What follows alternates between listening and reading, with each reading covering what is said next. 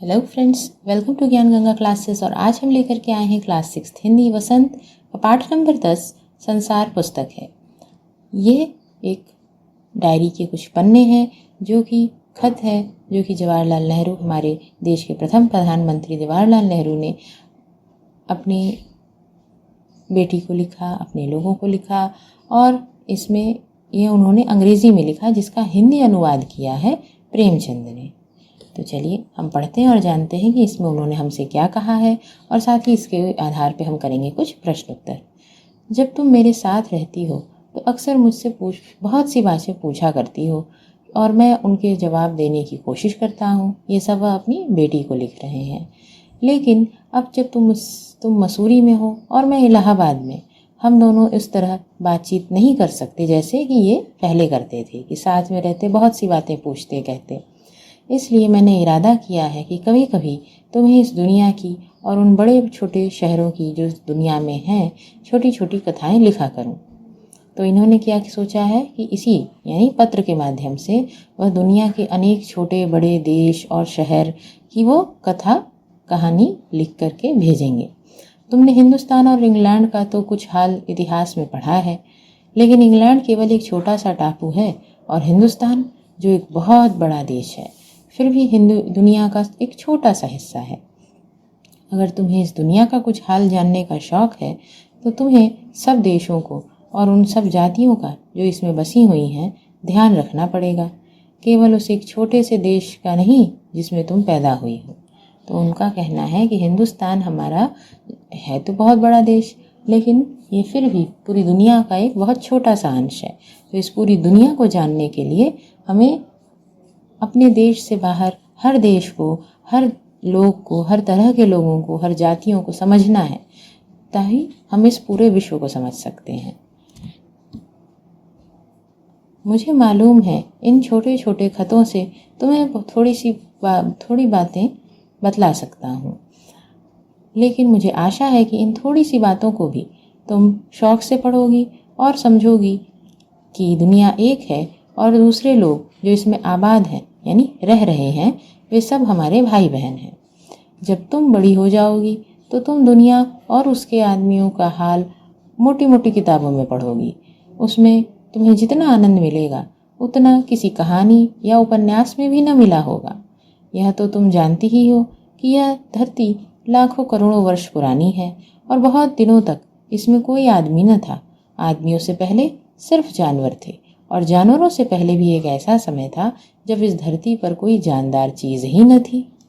तो ये हमें बताते हैं हमारे पंडित जवाहरलाल नेहरू कि जो धरती है वो लाखों करोड़ों वर्ष पहले, और सबसे पहले यहाँ कोई नहीं था। फिर धीरे धीरे जीवन आया। जीवन में कीटाणु के बाद अनेक छोटे छोटे जलचर जीव, फिर हो गए आपके थलचर जीव यानी जीव जंतु, पेड़ पौधे, ये आए, और फिर उसके बाद धीरे धीरे इंसानों का आना हुआ। आज जब यह दुनिया हर तरह के जानवर आदमियों से भरी हुई है, उस ज़माने का ख्याल करना भी मुश्किल है जहाँ यह कुछ न था। लेकिन विज्ञान जानने वालों और विद्वानों ने, जिन्होंने यह विषय पर खूब सोचा और पढ़ा है, लिखा है कि एक समय ऐसा था जब यह धरती बेहद गर्म थी और इस पर कोई जानदार चीज़ नहीं रह सकती थी। यानी यहाँ का मौसम ही ऐसा नहीं था कि यहाँ पे कोई जीवन हो।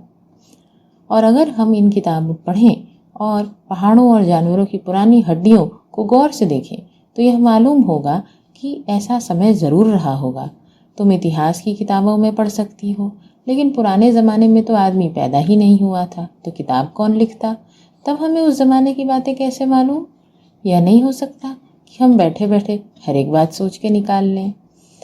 यह बड़े मज़े की बात होती, क्योंकि हम जो चीज़ चाहते सोच लेते, सुंदर परियों की कहानी गढ़ लेते तो वो सब सच हो जाता। लेकिन ऐसा तो है नहीं। जो कहानी किसी बात को देखे बिना ही गढ़ ली जाए वह ठीक कैसे हो सकती है? लेकिन खुशी की बात यह है कि उस पुराने ज़माने की लिखी हुई किताबें न होने पर भी कुछ ऐसी चीज़ें हैं जिनसे हमें यह उतना ही बातें मालूम होती हैं जितनी किसी किताब से होती। ये पेड़, समुद्र, सितारे, नदियाँ, जंगल, जानवर की पुरानी हड्डियाँ और इस तरह कि और भी कितनी ही चीज़ें हैं जिनसे हमें इस दुनिया का पुराना हाल मालूम हो सकता है। ये कुछ सुना सुना सा लगा?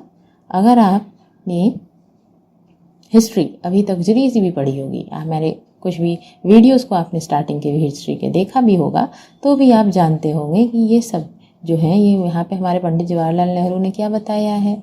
यहाँ पे इन्होंने बताया है कि ये सारी चीज़ें हम पढ़कर, इनके बारे में रिसर्च करके, हम इनको खोज के, इनके बारे में और चीज़ें जानकारी निकाल के हम क्या पुराना हाल महसूस कर सकते हैं, हमारी हिस्ट्री, यानी आर्कियोलॉजिस्ट्स का काम इन्होंने यहाँ पे बताया है।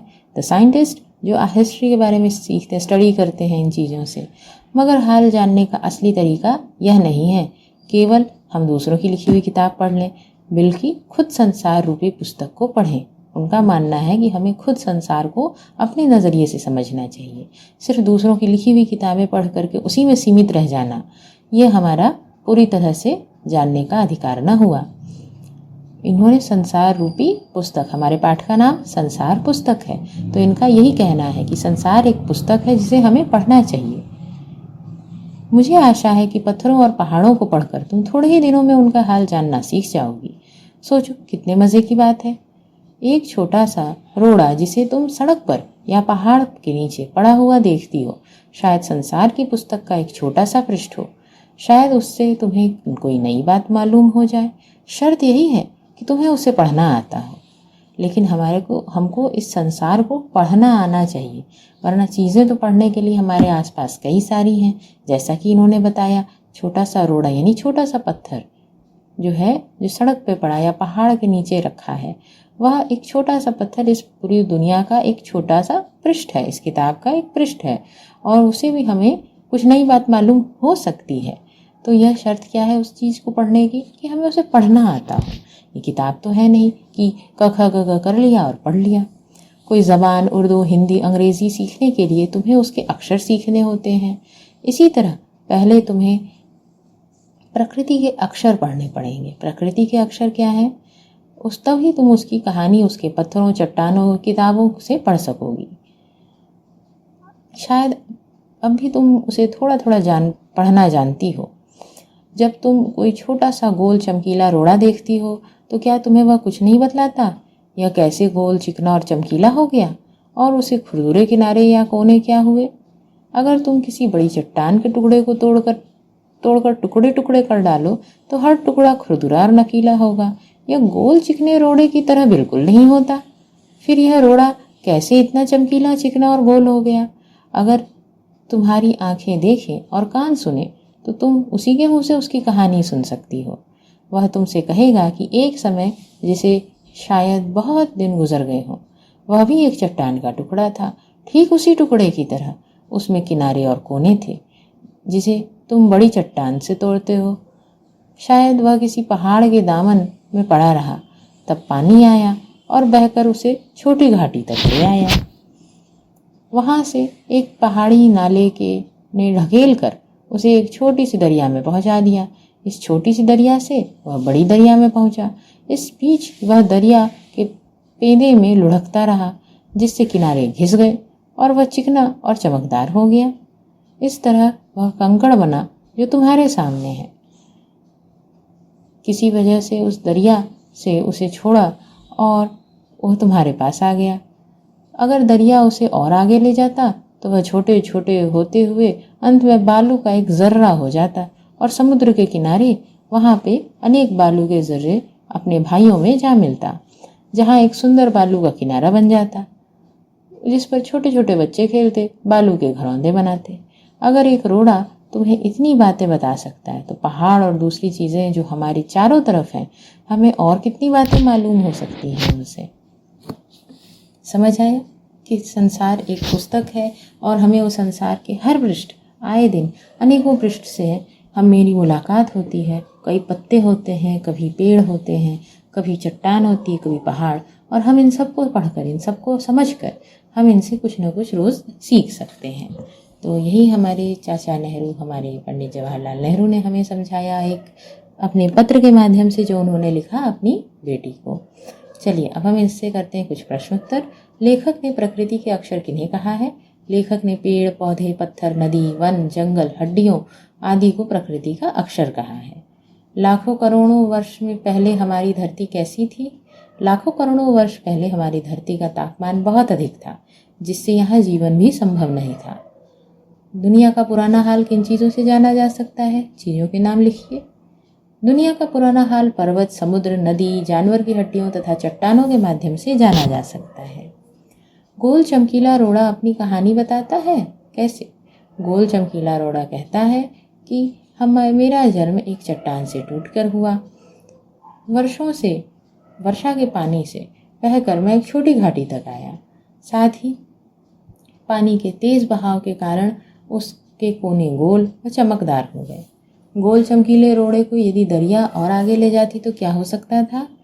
गोल चमकीले रोड़े को यदि दरिया और आगे ले जाता तो घिसते घिसते उसका आकार और छोटा हो जाता और बालू का कण बनकर किसी समुद्र के किनारे पहुंच जाता। गोल चमकदार रोड़ा मिट्टी में मिल जाता। नेहरू जी ने इस बात का हल्का सा संकेत दिया कि दुनिया कैसे शुरू होगी। उन्होंने क्या बताया है? नेहरू जी ने बताया कि लाखों करोड़ों वर्ष पहले हमारी धरती का तापमान बहुत अधिक था, जिससे यहाँ जीवन संभव नहीं था।